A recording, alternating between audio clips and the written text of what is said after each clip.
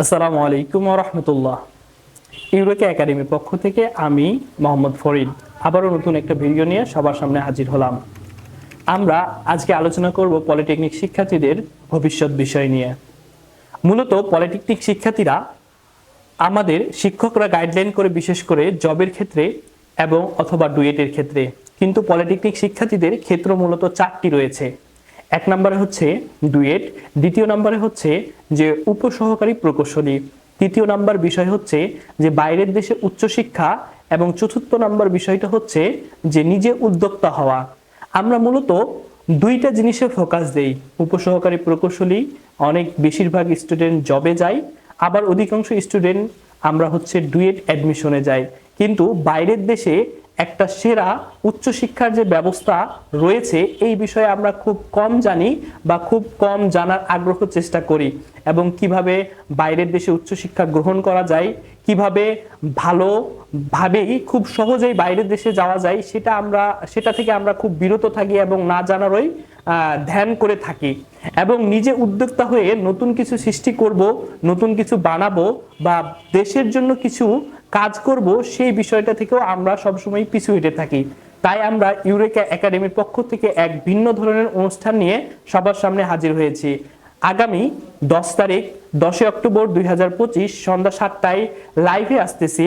আমি আছি মোহাম্মদ ফরিদ এবং আমার সাথে আছে মোহাম্মদ মাহবুব আলম চায়না থেকে। আসসালামু আলাইকুম, আমি মাহবুব বর্তমানে চায়নার থিয়েনজিন ইউনিভার্সিটিতে চাইনিজ গভর্নমেন্ট স্কলারশিপ নিয়ে অধ্যয়ন করছি।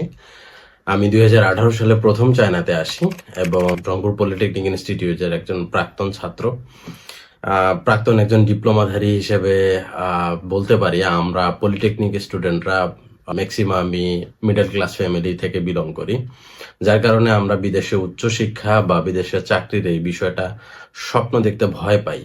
তো এই বিষয়টা 2018 সাল থেকে 2025 সাল পর্যন্ত যে অভিজ্ঞতায় বলে যে আমাদের ডিপ্লোমা স্টুডেন্টরা অনেক অপরচুনিটিস বা বেনিফিটস পেতে পারে যদি প্রপার গাইডলাইন সহ প্রিপারেশন আগে থেকেই নিয়ে আসে। আমি যদি উদাহরণস্বরূপ বলি, চায়নাতে জেনারেল স্টুডেন্টের তুলনায় ডিপ্লোমা স্টুডেন্টরা বর্তমানে বেশি এবং ভালো ভালো স্কলারশিপ নিয়ে বিভিন্ন ইউনিভার্সিটিতে পড়াশোনা করছে। চায়নার বাইরেও অন্যান্য দেশগুলোতে তারা বিভিন্ন ভালো ভালো কোম্পানিতে জব করছে।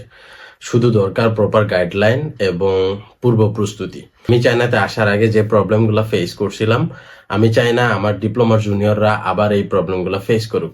ডিপ্লোমা স্টুডেন্টের ইনফরমেশন গ্যাপের কারণে অনেকেই হয়রানিরও শিকার হন এবং এরকম অনেক রেকর্ড আছে চায়নাতে আসার পরও অনেকেই অনেক সমস্যার সম্মুখীন হন।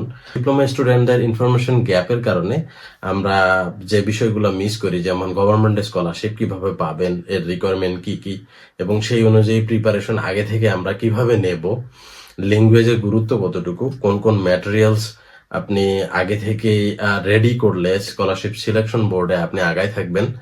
পাশাপাশি আপনি চায়না সহ বিভিন্ন দেশে জবের অ্যাপ্লিকেশন কিভাবে করবেন বা সেটার জন্য আপনার কোন কোন স্কিল গ্যাদার করতে হবে, সে বিষয়গুলো নিয়ে আমরা আলোচনা করব।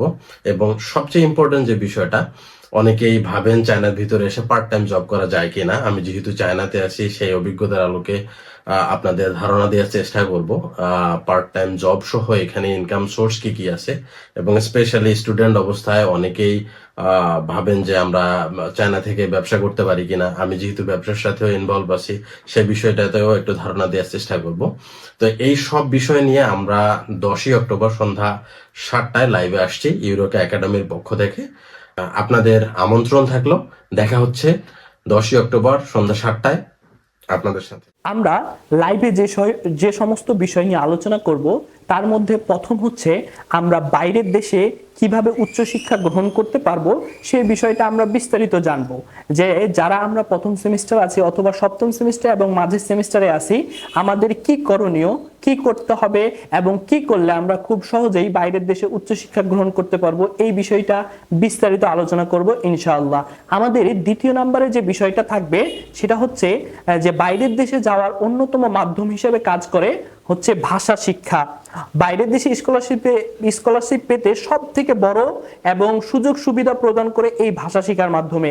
আমরা কিভাবে ভাষা শিখতে পারি, কোন দেশের সুযোগ সুবিধা বেশি এবং কোন দেশের সুযোগ সুবিধা কম, কোন দেশে বাংলাদেশের শিক্ষার্থীদের সুযোগ সুবিধা বেশি দেয়, এই সমস্ত বিষয় নিয়ে আমরা আলোচনা করব। তৃতীয় যে বিষয়টা হচ্ছে যে দেশে আমাদের কর্মসংস্থান কম থাকার কারণে আমরা পলিটেকনিক শিক্ষা গ্রহণ করার পরে অনেকেই বেকার থাকি। তো বাইরের দেশে খুব ভালো একটা স্যালারিতে আমরা কিভাবে বাইরের দেশে জব করতে পারি, এই বিষয়টা নিয়েও আমরা আলোচনা করব ইনশাআল্লাহ। চতুর্থ যে বিষয়টা থাকবে, আমরা হচ্ছে বাইরের দেশ থেকে বিভিন্ন পণ্য এবং দ্রব্যাদি বাংলাদেশে ইম্পোর্ট অথবা বাংলাদেশের পণ্য এক্সপোর্ট করে বিদেশে পাঠিয়ে কিভাবে ভালো উদ্যোক্তা হতে পারি, এই সকল বিষয় বিস্তারিতভাবে আলোচনা করব ইনশাআল্লাহ। তাই আগামী 10 অক্টোবর 2025 সন্ধ্যা 7টায় ফেসবুক এবং ইউটিউব লাইভে আমি এবং মোহাম্মদ মাহবুব আলম ভাই আপনাদের সামনে উপস্থিত হব ইনশাআল্লাহ। আমাদের আরো একজন গেস্ট থাকবে, সে হচ্ছে রাফসান, মোহাম্মদ রাফসান। সে খুব ইমিডিয়েট হচ্ছে সে চায়নাতে গেছে স্কলারশিপ নিয়ে। আমরা তার জীবন কাহিনী, সে কিভাবে চায়নাতে স্কলারশিপ পেল, সে কি কি কাজ করেছিল, এই সকল বিষয় নিয়ে আমরা তার সাথেও আলোচনা করব। তো সবাইকে সেই লাইভ ইভেন্টে উপস্থিত হওয়ার জন্য বা যোগদান করার জন্য বিশেষভাবে আহ্বান জানাচ্ছি এবং আমন্ত্রণ করছি। ইনশাআল্লাহ সেই লাইভটি থেকে আমরা ভালো কিছু শিখতে পারবো।